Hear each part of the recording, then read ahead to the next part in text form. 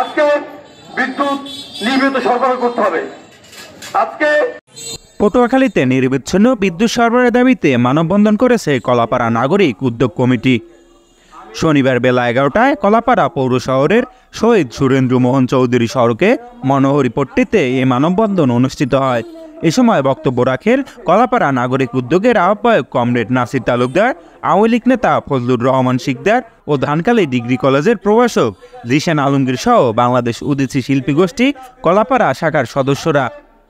মানববন্ধনে বক্তারা বলেন, পায়রা ও পটুয়াখালী 1320 মেগাওয়াট তাপবিদ্যুৎ কেন্দ্রের জন্য কলাপাড়ার মানুষ বাড়িঘর, মসজিদ, মন্দির ও গোরস্থান সহ সবকিছু দিয়ে তারা বাস্তহারা হয়েছে। তাই এখান থেকে উৎপাদিত বিদ্যুৎ সরাসরি কলাপাড়াবাসীকে দিয়ে অন্যত্র বিতরণ করতে হবে।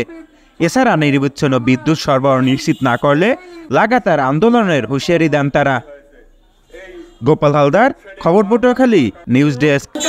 এটা সরকারের, এটা রাষ্ট্রের, এটা পল্লী বিদ্যুৎ সমিতি।